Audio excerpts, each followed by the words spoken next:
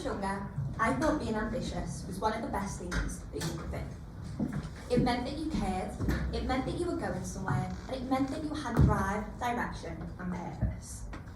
Ambition is praised in schools, rewarded in workplaces, and admired in fictional stories. Ambitious people were always the ones who made something of themselves. They worked hard, they wanted more, and I definitely wanted more.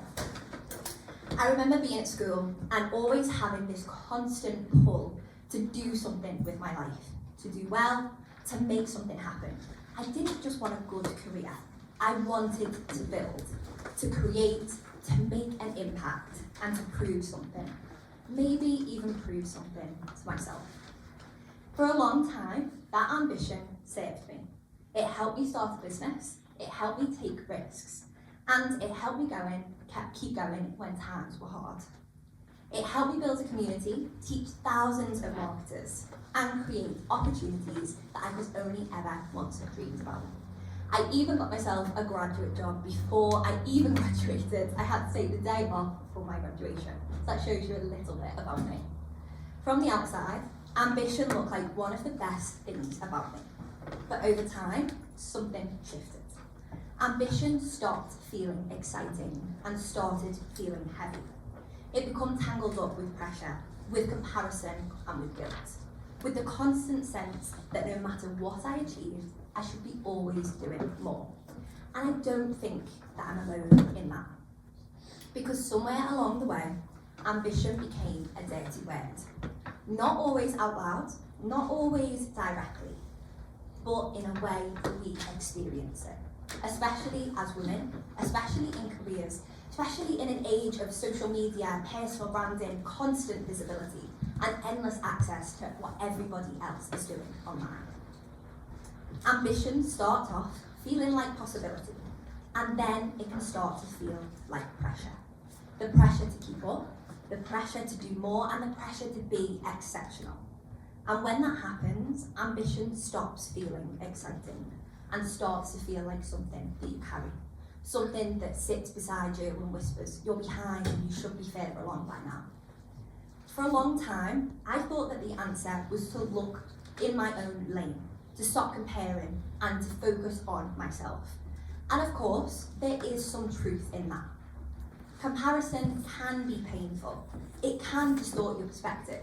It can make you question your progress, your pace, and your worth. Because most of us have heard the phrase, comparison is a thief of joy, right? And it absolutely is. But I don't think that that's the true and full story. Because comparison is also deeply human. We are wired to look sideways, to make sense of ourselves in relation to other people, to notice where we fit, and to notice where is possible. To ask, often subconsciously, what does a life like mine get to look like? So the problem is not that we compare. The problem is who we are comparing ourselves around and what we are comparing ourselves from. Because ambition is not just personal, it is social. It is shaped by the rooms that we're in, the people that we are surrounded by, the standards that we absorb, and the stories that we hear, the lives that we witness up close. And that is why community matters so much. Because community can do two very different things to ambition.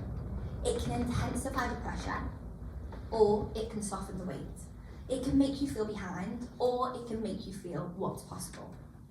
That is the difference that I have started to notice in my own work and life. Professionally, I have spent many years building communities. I've watched people come into spaces feeling intimidated, behind, and uncertain. People who were very talented, capable, and full of potential, but convinced that they were the only ones who didn't have it figured out yet. And then something changed when they were around people who were honest. Not perfect, not endlessly polished, just honest. They saw people a few steps ahead of them, talking openly about what it had really taken. The setbacks, the doubts, the mistakes, the time, and the mess in the middle.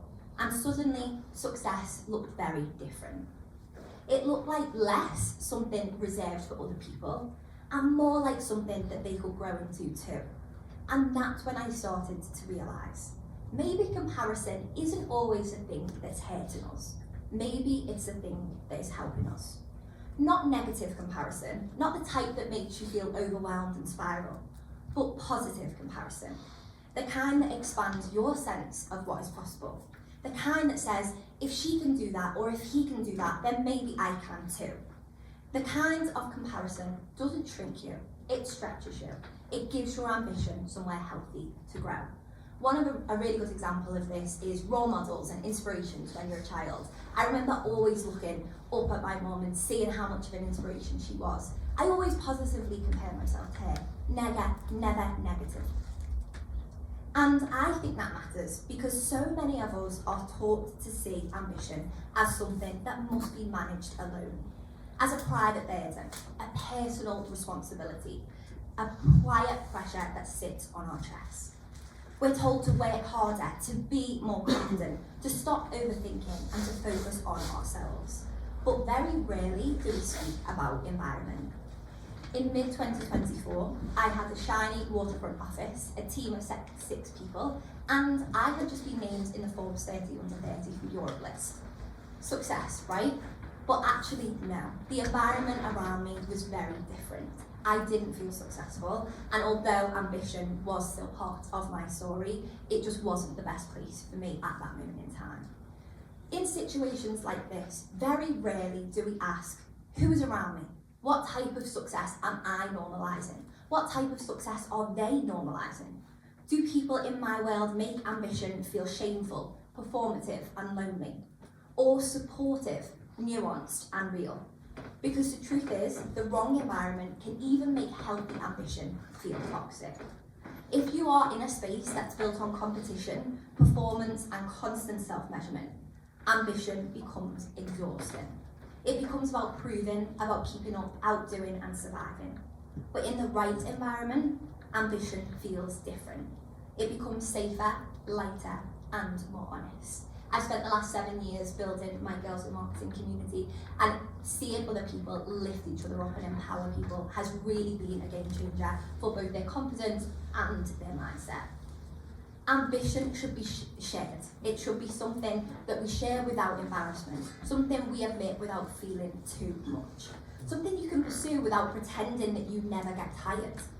And maybe that's what so many of us are really looking for.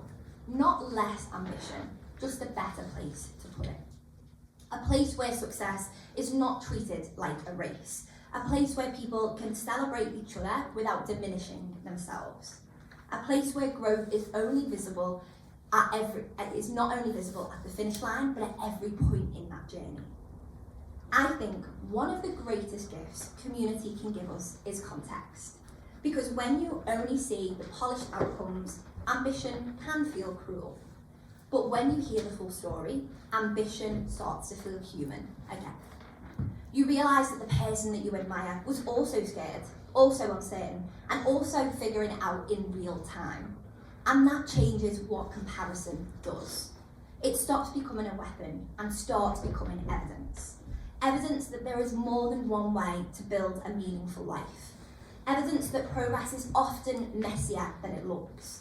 Evidence that your next chapter might already be possible, even if you can't fully see it yet.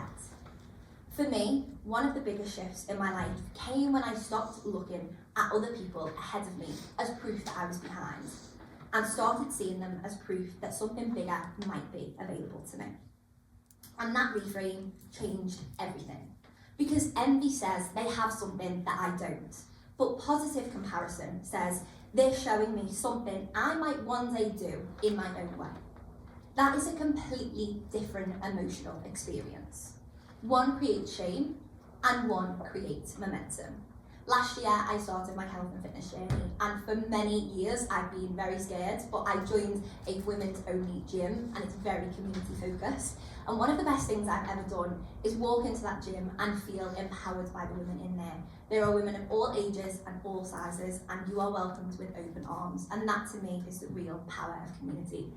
I feel we need more spaces like this to help people experience ambition in this way. Not as something embarrassing or even something as selfish, but something as deeply human. a desire to grow, a desire to contribute, and a desire to build a life that feels meaningful. There is nothing shameful about that. The shame only enters when ambition becomes tangled up with impossible standards, or when we carry it in spaces that make us feel small for having it. So maybe the question is not, am I too ambitious, or how do I stop comparing myself? Maybe a better question is, what kind of community is shaping my ambition? Are you surrounded by people who make success feel possible? Do the spaces that you inhabit make you feel constantly assessed or genuinely supported? When you speak about what you want, are you met with discomfort or with belief?